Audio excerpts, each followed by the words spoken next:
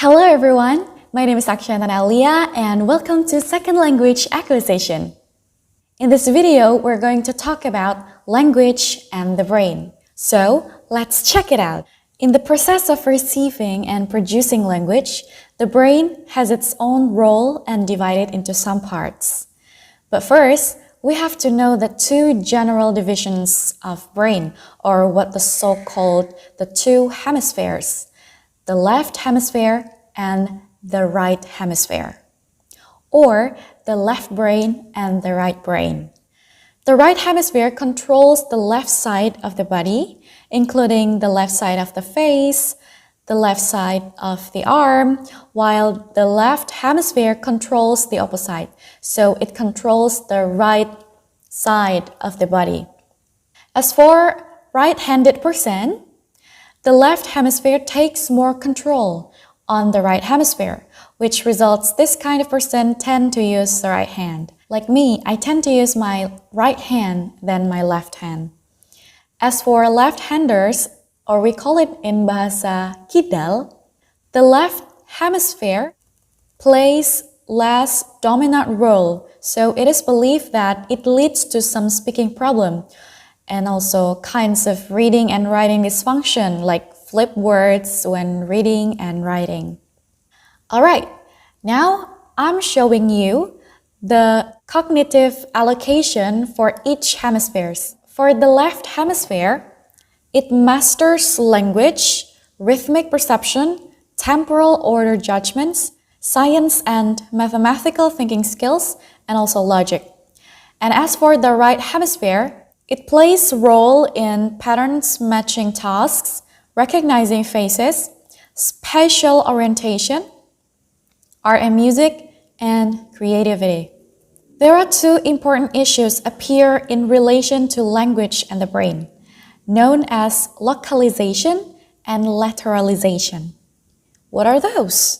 So localization of function in the brain is a theory which believes different areas of the brain controls different physical or behavioral function of the brain.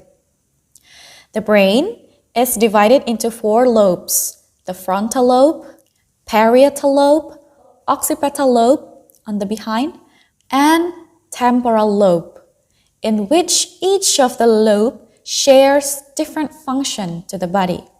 The other issue is called lateralization, which believes that different parts of hemispheres play important role in physical or behavioral function of the body. The brain is divided into two, the right hemisphere and the left hemisphere, as what I explained before, and connected by corpus callosum in the middle. Research says that the left hemisphere dominates on language and speech function, while the right hemisphere dominates on visual and motor function. Alright, so after knowing the general classification of brain, the two important issues related to brain too, now we are going to discuss the core point about the brain behind language learning. Several areas of the brain must coalesce in order a person could develop, utilize, and understand a language. At least there are 5 parts of brain which are important in language circuit. Those are Broca's area, Wernicke's area, primary auditory cortex, angular gyrus, and supramarginal gyrus.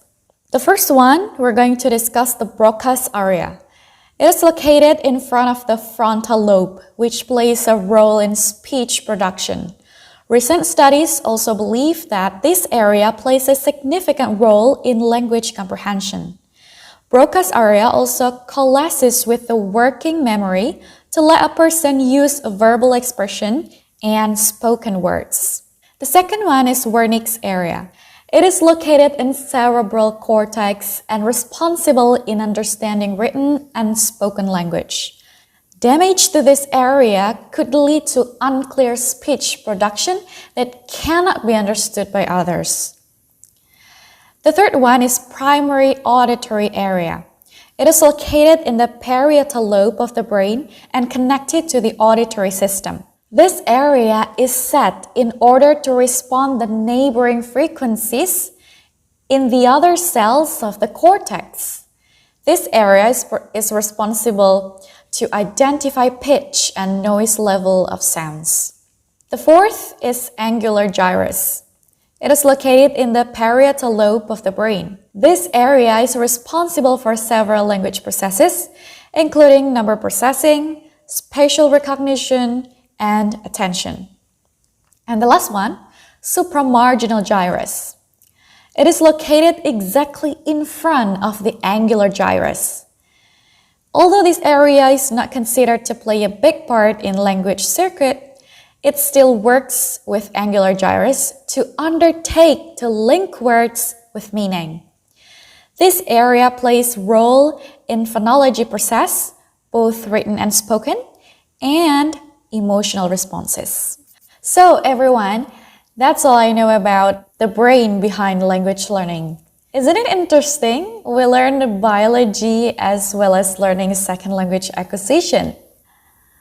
Alright, thank you for watching and see you next time.